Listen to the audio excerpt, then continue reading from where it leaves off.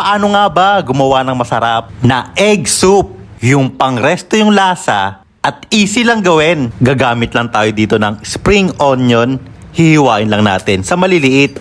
Tapos magbati na rin tayo ng 3 itlog. Isa lang na natin yung 3 baso ng chicken stock. Kung walang chicken stock, chicken cube pwede na yan. Ibuhos na rin natin yung mixed veggies natin at timplahan ng paminta. Pati sa pampalasa, maglalagay na rin tayo ng pampalapot natin. Minix lang natin yung cornstarch at water. Depende na po sa inyo kung gaano gusto nyo kalapot.